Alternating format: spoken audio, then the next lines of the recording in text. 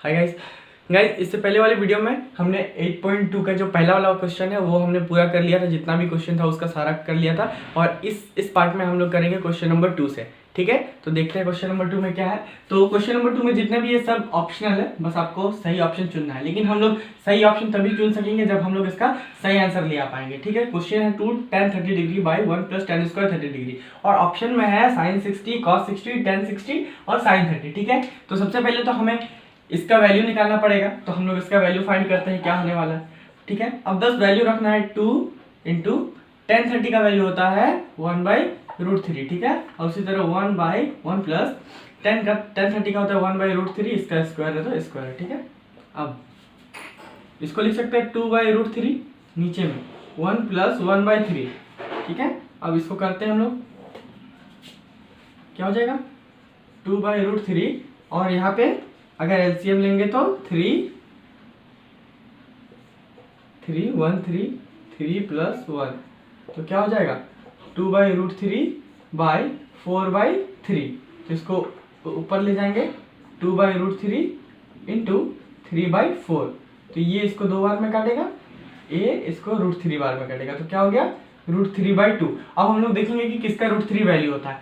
sin 60 का value क्या होता है √3/2। तो पहला ही आंसर मिल गया, तो सही आंसर क्या हो जाएगा ऑप्शन ए।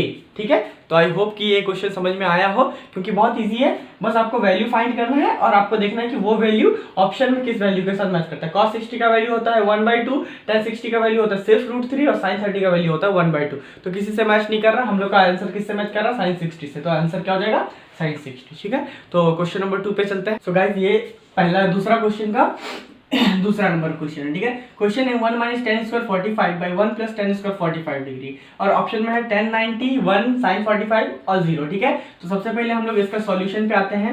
ठीक है, इसके सॉल्यूशन पे आते हैं, क्या हो जाएगा 1 - tan 45 का वैल्यू होता है 1 का square by 1 plus tan square tan 45 का वैल्यू 1। ठीक है, तो ये क्या हो जाएगा 1 - 1 बाई 1 + 1, तो ऊपर में 0 और नीचे में 2 और किसी की संख्या को 0 से डिवाइड करते हैं तो 0 ही, इसीलिए यहाँ पे क्या हो जाएगा डी आंसर। ठीक है, आई होप समझ में आ रहा हो, और इसको नोट कर लो या फिर स्क्रीनशॉट ले लो और नेक्स्ट क्वेश्चन पे चलते हैं। ठीक है, सो गाइस, ये तीसरा नंबर क्वेश्चन है।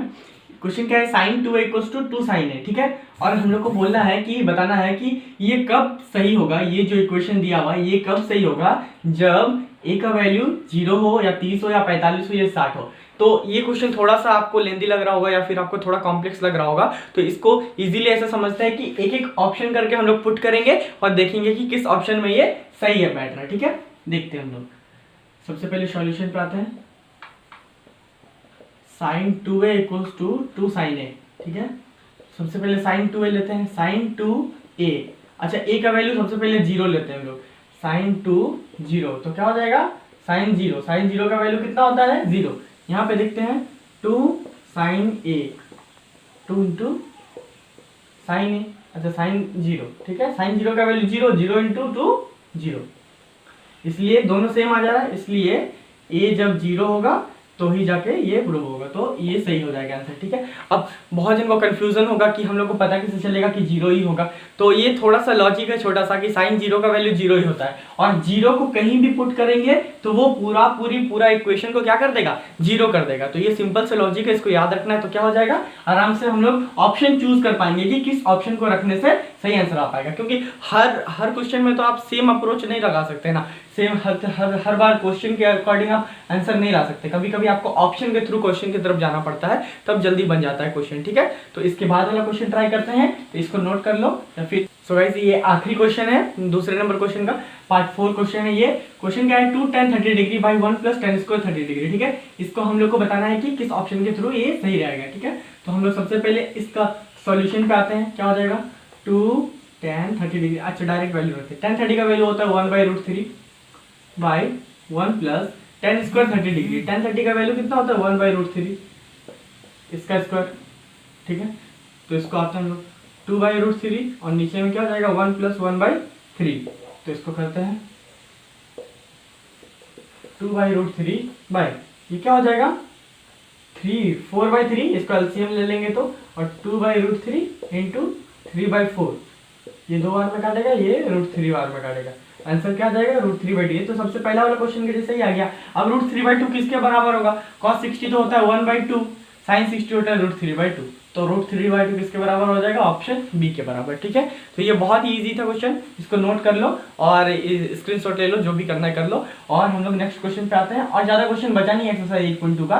एक्सरसाइज 8.2 में है ही नहीं कुछ ज्यादा, बस हमको और इसमें पॉइंट मतलब बस वैल्यू पुट करना है हम लोग को आइडेंटिटी के अकॉर्डिंग, sin 60 tan 30 जो भी है, और उसके अकॉर्डिंग हम लोग को कैलकुलेशन करते हुए आंसर लेना, और कुछ नहीं है। ठीक है, तो ध्यान से करते हैं समझ के। और अगर इससे पहले वाला पार्ट वाला वीडियो नहीं देखे हैं, वैल्यू टेबल फॉर्मूला टेबल, तो उसको प्लीज जाके देखो ताकि और ज्यादा क्लियर रहे, क्योंकि एग्जाम में बहुत प्रॉब्लम करता है इस तरह का क्वेश्चन, कंफ्यूजिंग होता है। ठीक है, तो हम लोग नेक्स्ट क्वेश्चन पे चलते हैं।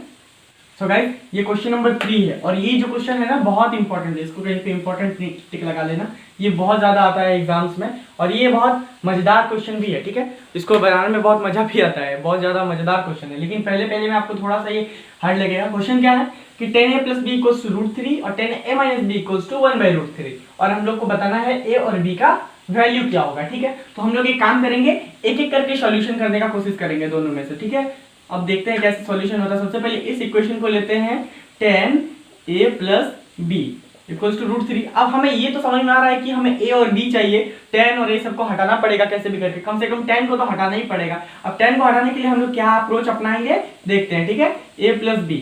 अब देखते हैं √3, 10 का तो कोई रूट मतलब 10 का कोई एक आइडेंटिटी का वैल्यू तो √3 होता है, या फिर 10 30 का वैल्यू हो, या फिर 10 45 10 60 किसी एक का वैल्यू तो √3 होगा ना। तो हमको पता है क्या होता है, 10 60 का जो वैल्यू होता है वो √3 होता है। तो √3 की जगह पे हम लोग 10 60 रख सकते हैं, क्योंकि दोनों का वैल्यू बराबर होता है। अब देखते हैं, अब एक काम यहाँ पे हम लोग डायरेक्ट देख सकते हैं, यहाँ भी 10 है, यहाँ भी 10 है, तो क्या हो जाएगा 10 10 कैंसिल हो जाएगा, बचेगा क्या, a + b = क्या हो जाएगा 60 डिग्री। इक्वल हम लोग उसको समीकरण 1 मान लेते हैं। अब इसको लेते हैं हम लोग पुनः, क्या हो जाएगा 10a - b = 1/√3। ठीक है, तो सेम अप्रोच अपनाएंगे हम लोग, 10a - b और 1/√3 होता है 10 30 का वैल्यू। ठीक है, 30 डिग्री का वैल्यू। अब 10 10 फिर से कैंसिल हो जाएगा, क्या हो जाएगा a - b = सिर्फ 30 डिग्री बचेगा, क्योंकि 10 और 10 तो कट जाएगा, यहाँ a - b बचेगा, यहाँ 30 बचेगा। ये हो गया इक्वेशन 2। अब हम लोग लिखते हैं समीकरण 1 तथा 2 से। अब हमें 9th क्लास में हमने पढ़ा है कि दो इक्वेशन दिया रहे तो उसको कैसे करके सॉल्यूशन करके दो वैल्यू लेना है। ठीक है, अब एक काम करते हैं, यहाँ बनाते हैं, क्या है a + b = 60 और a - b = 30। अब क्या हो जाएगा, ये कैंसिल हो जाएगा, a + a 2a और ये हो जाएगा 90। तो a = क्या, यहाँ अगर 2 × a है तो इंटू जब इक्वल्स को उधर जाता है तो क्या हो जाता है, डिवाइड हो जाता है, तो क्या हो जाएगा 45 डिग्री। a कितना हो गया 45। अब a का मान समीकरण 1 में रखने पर क्या हो जाएगा, a + b = क्या है 60 है, a का वैल्यू कितना आया 45 + b = 60, तो b = क्या हो जाएगा 60 - 45 = 15 डिग्री। आ गया हमारे पास a और b दोनों का वैल्यू। अब हम लोग इसको समझ सकते हैं, इसको नोट कर लो अच्छे से या फिर स्क्रीनशॉट ले लो। आई होप कि ये समझ में आ गया होगा, और अगर कोई भी प्रॉब्लम है कहीं भी तो प्लीज़ कमेंट करके बताओ, हम जितना हो सके कोशिश करेंगे सॉल्व कर देने का या फिर कुछ भी करके सॉल्यूशन करने का। और नेक्स्ट वीडियो में मिलते हैं, और अच्छा लगा वीडियो तो फिर लाइक कर दो और सब्सक्राइब भी कर लो, शेयर भी कर दो अगर कर सको तो। ठीक है, चलो नेक्स्ट वीडियो में मिलते हैं, बाय।